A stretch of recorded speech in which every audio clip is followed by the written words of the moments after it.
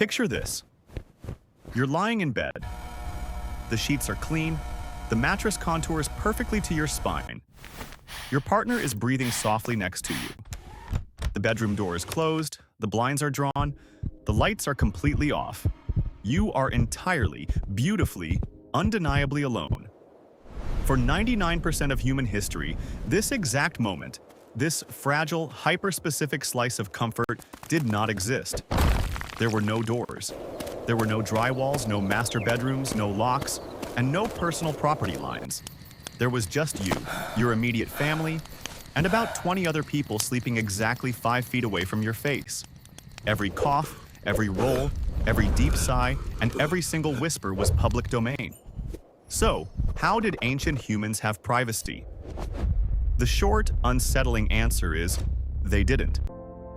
But the long answer? The long answer completely challenges everything we think we know about human nature, intimacy, and the invisible prisons we build for ourselves today. Let's look at the harsh reality of our evolutionary past. For roughly 300,000 years, Homo sapiens didn't live in industrialized concrete grids. We lived in small, hyper-tight nomadic bands of 15 to 50 people. In a group that size, you weren't just close with everyone. You were biologically related to almost everyone. Or you had known them literally since the second you were born. You were physically next to them all the time. Hunter-gatherer camps were masterpieces of minimalism, but they were also logistical nightmares for introverts. There were no separate tents for individual families, no private cubbies, no do not disturb signs. You slept in what anthropologists call a body pile, huddled together tightly for warmth because the night was freezing and firewood was a precious commodity. You ate out of the same pot. You sat around the exact same central fire. If you needed to have a difficult conversation, the entire tribe heard every single word. If you were angry, your face was on full display. And if you and your partner wanted some intimate time alone, well, literally everyone in a 3-mile radius was acutely aware of that too. So how on earth did couples deal with this? How did human romance survive 300 millennia without a single locked door?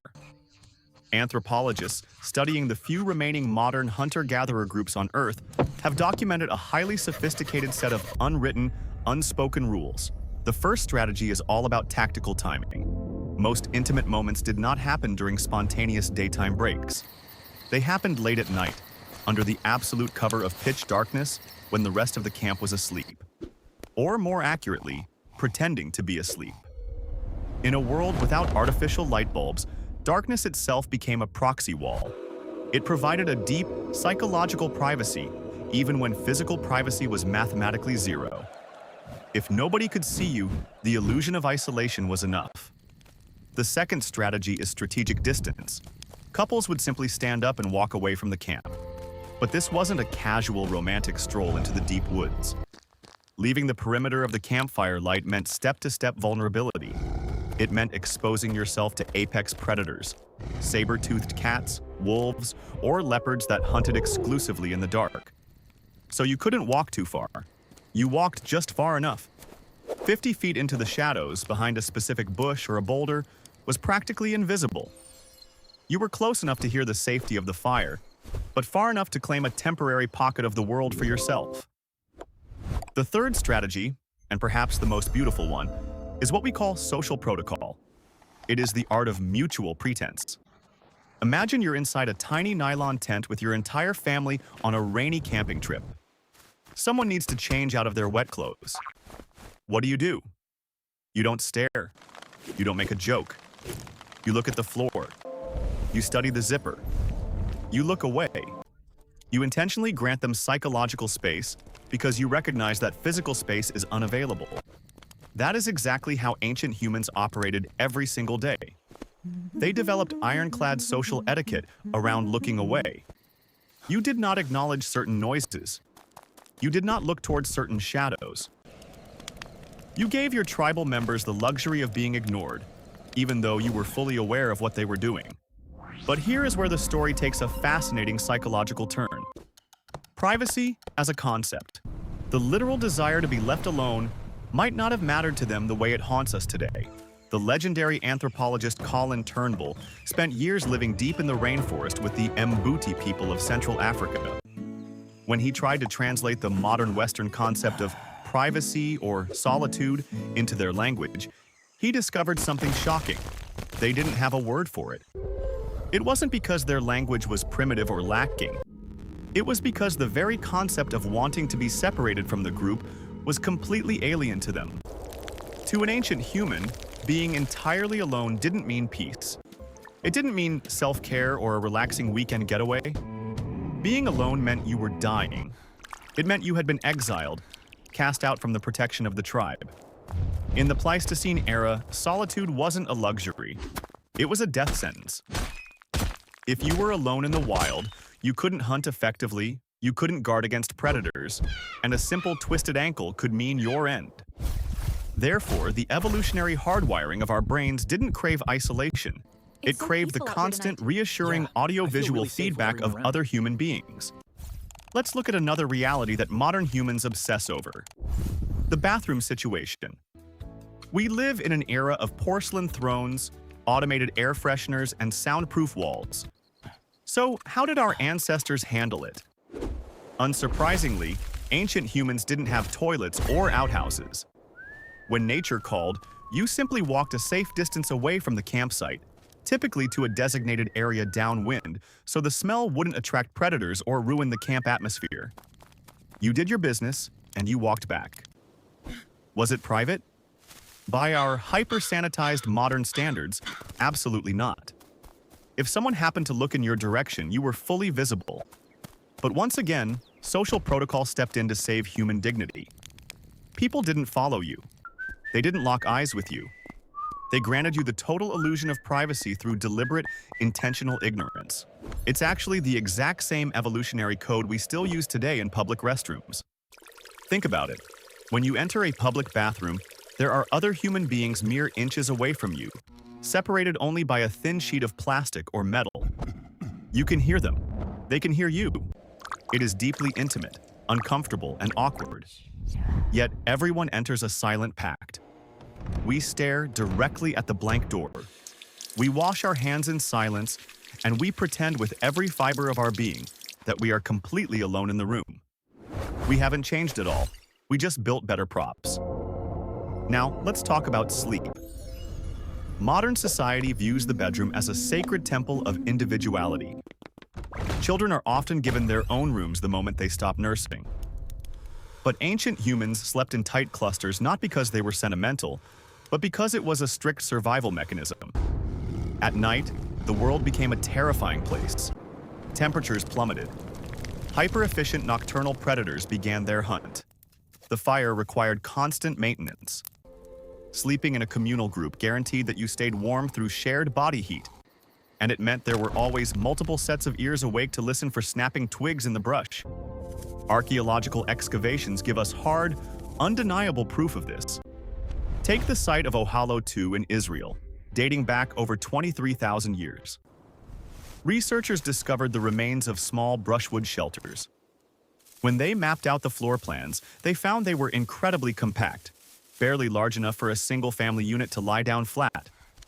To sleep there meant your knees were pressed against someone's back, your arms were intertwined, and you couldn't roll over without waking up at least two other people. This communal sleeping arrangement wasn't just a prehistoric phase. It lasted for nearly all of civilized history.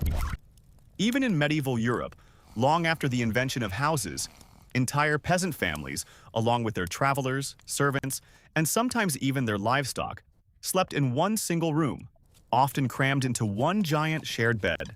The concept of a child having their own private bedroom with a door they can slam in anger is a shockingly recent socio-economic invention. It didn't become a middle-class reality until the late 19th and early 1900s during the Industrial Revolution. So when did everything change? When did humanity decide to build walls between each other?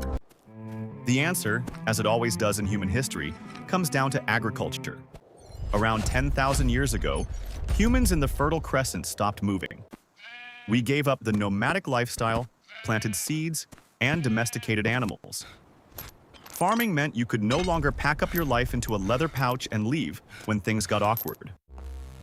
You were tied to a specific piece of land. And permanent land required permanent structures. Permanent structures meant mud bricks, timber, stone, and crucially, walls. For the very first time in 300,000 years of human evolution, a human being could step inside a space, pull a wooden barrier shut, and completely cut off the gaze of the rest of the world. But make no mistake, even after agriculture, privacy remained an extreme luxury asset. For thousands of years, only kings, emperors, and wealthy nobles could afford the square footage required for separate rooms. The average human still lived, cooked, and slept in a single-room hut with 7 other people and a goat. Privacy as a fundamental human right. The collective cultural expectation that you deserve your own space, your own thoughts, and your own data is an incredibly modern luxury, emerging only within the last few hundred years alongside the rise of Western individualism. And here is the dark, paradoxical tragedy that modern psychologists are just now beginning to understand. We finally got exactly what we wished for, and it is killing us. The famous psychoanalyst Erich Fromm argued that our modern obsession with privacy isn't actually a natural human desire. It is a direct symptom of radical individualism. In societies where your entire identity is tied to the collective group, being alone feels unnatural. It feels terrifying. For our ancestors, the tribe wasn't just a social circle. It was your lungs, your food, your identity, and your God. Your sense of self didn't stop at your skin. It extended to the people around you. Being alone wasn't a peaceful moment to practice mindfulness. It was a psychological horror. Today, we have flipped the script completely. We have achieved the ultimate evolutionary luxury. We have all the privacy we could ever dream of. We live in soundproof apartments. We work in isolated cubicles. We stare into personal glowing screens, and we order food through apps, so we don't have to look a delivery person in the eye. We can go weeks without making meaningful eye contact with another human being. We built the perfect walls to protect our privacy, and inside those walls, we developed a global epidemic of loneliness. Ancient humans maintained their privacy through invisible boundaries, through timing, distance, and a beautiful collective agreement to pretend they couldn't hear each other. They didn't need physical walls because they were never truly alone, and they didn't want to be. But we invented the brick, we invented the door, and we invented the lock. We traded the warmth of the ancient body pile for the cold comfort of isolation. And now, we sit alone in our perfect private rooms, wondering why the silence is so incredibly loud.